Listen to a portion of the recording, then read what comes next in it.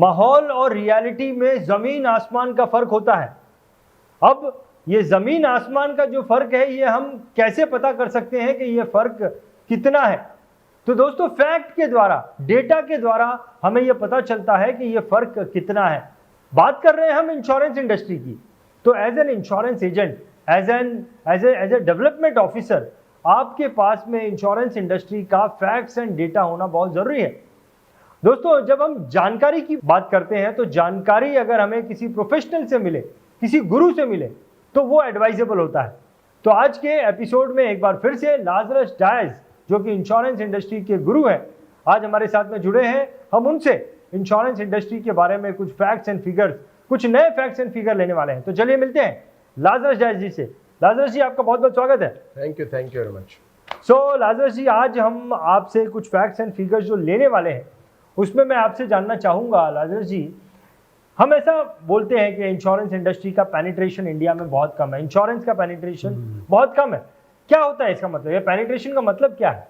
तो penetration, basically penetration जब हम बोलते हैं ना, तो उसका मतलब ये है कि जीडीपी का कितना % प्रीमियम में जा रहा है। तो हमारी जो हर देश की जो जीडीपी है, जीडीपी जो भी टोटल जीडीपी होती है, टोटल इनकम, एक जीडीपी का मतलब है टोटल इनकम जो क्रिएट होता है देश का, उस इनकम में से कितना % प्रीमियम के तरफ जाता है, उसको पेनिट्रेशन कहते हैं। ओके, सो पेनिट्रेशन का मतलब वही है कि कितना % प्रीमियम जीडीपी के कंपैरिजन में, मतलब जीडीपी के परसेंटेज, हर देश का जीडीपी और हर देश का प्रीमियम, इसको अगर हम लोग परसेंटेज अगर निकालते हैं तो कौन से देश का कितना % है, उसको पेनिट्रेशन कहते हैं। तो इंडिया का कितना पेनिट्रेशन है लाजरस जी? इंडिया का अभी फिलहाल पेनिट्रेशन जो है वो 2.82 पे है। 2.6 था 6 साल पहले, फिर 2.7 हो गया, फिर 2.75 हो गया और अभी 2.82 है। मतलब जो टोटल जीडीपी इंडिया की है उसका 2%, 2.8% ही सिर्फ मात्र हम लोग प्रीमियम कलेक्शन कर रहे हैं। तो what do you think Lazarus ji, it is good compare to other country, और आपको लगता है ये कम है? कौन सी कंट्री का आप कुछ फैक्ट्स बता सकते हैं कि सबसे ज्यादा पेनिट्रेशन कौन सी कंट्री का है? राइट। आपको एक्चुअली इंडिया का अगर हम लोग ग्राफ अगर देखेंगे तो इंडिया वो ग्राफ में दिखती भी नहीं है, मतलब इतना अच्छा, जो है इतना कम है, इतना डिफरेंस है और इतना कम है। तो सबसे जो देश है जिसका सबसे मतलब आज के तारीख में है, वो है हांगकांग, जिसका 18.26% है। अच्छा, मतलब इंडिया 2.82 है, वो लोग 18.26% प्रीमियम जीडीपी का, उनका जीडीपी का वो लोग कलेक्ट करते हैं और उतना कलेक्शन होता है। बट उनका अगर 6 साल पहले देखेंगे तो 12.7 था। अच्छा। जबकि इंडिया का 2.6 से 2.8 हुआ है, उनका 12.7 से टोटल डायरेक्टली 18.26 पे आया है।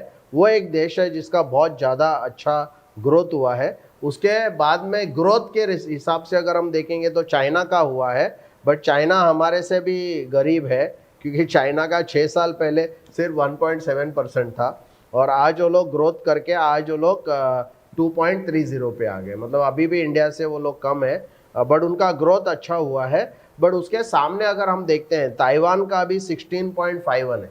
अच्छा। ताइवान का 16.51 है। उसके अलावा साउथ अफ्रीका का 10.73 है। उसके अलावा अगर आप यूनाइटेड यूके का देखेंगे तो 8% है। जापान का 7% है। फ्रांस का 6% है। सिंगापुर का भी 6% है। साउथ कोरिया का 6% है। तो ये सबसे जो ज़्यादा मतलब उसका है वो उस कंट्रीज़ में है। बट अगर हम ग्रोथ देखेंगे तो ग्रोथ में बाकी सब जो देश है वो एवरेज वही एरिया में है। सिर्फ सबसे ज़्यादा जो है वो हांगकांग ही बड़ा है, जो 44% से उन्होंने पेनिट्रेशन बढ़ाया। मतलब हांगकांग आज के तारीख में पूरे देश को ललकार रहा है कि बेसिकली देखो क्या हम कर सकते हैं, और उसका जो है ना इम्पोर्टेंट है, बिकॉज अगर हांगकांग इतना रफ्तार से अगर बढ़ रहा है और उसमें अभी 6 साल के अंदर 44% पेनिट्रेशन बढ़ाना इज माइंड ब्लोइंग। तो आप राजू जी, आपने बताया 6 साल पहले हांगकांग का जो परसेंटेज था पेनिट्रेशन का 12% था। तो यू मीन टू से एक हांगकांग का जो इंश्योरेंस एडवाइजर है कंपेयर टू इंडिया के इंश्योरेंस एडवाइजर से बहुत पैसे कमाता होगा। यस, बहुत ज़्यादा पैसे कमाता है। बिकॉज अगर 18% का आप देखो कि मतलब इंडिया का अगर 2.8 मतलब 3% पकड़ो तो वो 6 टाइम्स ज़्यादा वो कमा रहा है अगेन पॉपुलेशन वाइज वो देखना पड़ेगा, बिकॉज इसका कंपैरिजन अलग अलग पैरामीटर्स पे करना होगा। वो मैंने किया नहीं, बट वो मैं कर सकता हूँ। बेसिकली ये देखना पड़ेगा, बिकॉज उसमें जीडीपी के साथ साथ आपको पॉपुलेशन देखना पड़ता है, वो भी मैंने किया है। मतलब आने वाले एपिसोड में हम लोग पॉपुलेशन, फिर जो पर कैपिटा जीडीपी है, ऐसे अलग अलग पैरामीटर्स पे अलग अलग देशों को हम कंपेयर करेंगे। बट दिखता तो है फिलहाल कि बेसिकली एक एजेंट जो है हांगकांग का, वो LIC के एजेंट से कहीं गुना ज़्यादा कमा रहा है, और वो कहीं गुना ज़्यादा प्रीमियम लेके आ रहा है। तो एक जीडीपी अगर देश का हम लोग कंपैरिजन करेंगे तो एक फैमिली के लिए वो उनका फैमिली इनकम, तो वो फैमिली इनकम से 18% वो ले रहा है, और हम लोग जो है 2.8% ले रहे हैं एवरेज। वैसे करेक्ट करेक्ट। एक मैंने लाजर जी कहीं सुना भी था कि साउथ अफ्रीका का इंश्योरेंस एजेंट जो है वो खुद का चार्टर्ड प्लेन लेके जो है वो घूमता है। वहाँ पे है ऐसे इंश्योरेंस एजेंट जिनका खुद का अपना पर्सनल प्लेन है, लेकिन इंडिया में ऐसा कभी देखने नहीं मिला। नहीं मिला, नहीं तो मिला। और आपने बताया कि साउथ अफ्रीका का पेनिट्रेशन जो है करीबन 10%, आपने बताया 10.11%, बहुत ज़्यादा है, हमारे से बहुत ज़्यादा है। दैट इज द रीज़न वो दिखाता है कि वहाँ का 4 इंश्योरेंस गुना एजेंट ज़्यादा है। बहुत ज़्यादा पैसे कमा रहा है। बहुत बढ़िया। तो लाजर जी, ये जो पेनिट्रेशन के ऊपर आज हमने बात की है, जो आपने उसका डेटा हमारे सामने रखा है, ये डेटा को देखकर, इस फैक्ट के बारे में जानकर, एक इंश्योरेंस एजेंट, एक डेवलपमेंट ऑफिसर को क्या फायदा होगा? देखो क्या है ना, हर बार हम लोग जब भी हम लोग अगर देखते हैं ना कि नॉर्मली क्या होता है, हमारे माइंड में हमेशा एक सवाल रहता है, और वो सवाल कहाँ से आता है? हमारे एक्सपीरियंस से आता है। हम जाते हैं, लोगों को हम मतलब कन्विंस करने की कोशिश करते हैं, मीटिंग्स करके बहुत सारे लोगों को हम लोग मिलते हैं। बट आप देखो कि सबसे ज़्यादा ऑब्जेक्शन हमको क्या आता है? सबसे ज़्यादा ऑब्जेक्शन आता है कि मेरे पास जितना इंश्योरेंस चाहिए उतना है। मैं अगर कस्टमर को ये कहूँगा कि इंडिया का जो पेनिट्रेशन वो 2.8 है, हांगकांग का 18 है, तो मतलब मुझे वो ऑब्जेक्शन को हैंडल करने के लिए कोई डायलॉग मारने की जरूरत नहीं। बिकॉज अक्सर क्या होता है, बहुत सारा ट्रेनिंग कंपनीज और ट्रेनिंग के लोग है ना, डायलॉग सिखाते हैं, बट डायलॉग से वो कस्टमर के ऊपर कोई असर नहीं पड़ता है। तो उसमें से 2 चीज सीखने को मिलती है। नंबर 1 ये है कि क्लाइंट का ये ऑब्जेक्शन को हैंडल करने के लिए आपको क्लाइंट के सामने ये फैक्ट्स को रखने पड़ेंगे कि देखो हांगकांग में क्या हो रहा है, ताइवान में क्या हो रहा है, सिंगापुर में क्या हो रहा है। ये 3 देश जो है वो तो ऑलमोस्ट मतलब हमारे कितने नजदीक है, और वो अगर देश इतना जबरदस्त काम अगर कर रहे हैं, तो लोगों ने ये कहना कि मेरे पास बहुत इंश्योरेंस है, ये इटसेल्फ मतलब डेटा के अगेंस्ट जा रहा है। So that is one thing, एक पॉइंट वो है। सेकेंड जो पॉइंट है वो मुझे क्या लगता है कि अगर हांगकांग में लोग 18% का जीडीपी का 18% प्रीमियम अगर कलेक्ट कर रहे हैं, तो इसका मतलब एक ही है कि कहीं ना कहीं हम लोग कम पड़ रहे हैं। हमारे अंदर जो हमारी काबिलियत है, हमारा नॉलेज है, हमारा जो स्किल है, और सबसे बड़ा जो है हमारा साइकोलॉजी है, वो काम नहीं कर रहा है। मैं हमेशा रंजीत ये कहता हूँ ना कि एक्चुअली ये स्किल और नॉलेज है ना, ये सिर्फ 20% वर्क करता है। साइकोलॉजी है ना, ये 80% वर्क करती है। और यहाँ पर जो ये पेनिट्रेशन कम होने का एक ही सिर्फ कारण है कि हमारे जो एजेंटों का साइकोलॉजी अभी भी बहुत कम है। जब साइकोलॉजी बढ़ेगी, जब माइंडसेट बढ़ेगा, जब सेल्फ एस्टीम बढ़ेगा, जब सेल्फ कॉन्सेप्ट बढ़ेगा ना, तभी ऑटोमेटिकली क्योंकि एजेंट जब जाता है ना, वो गरीब बनकर जाता है।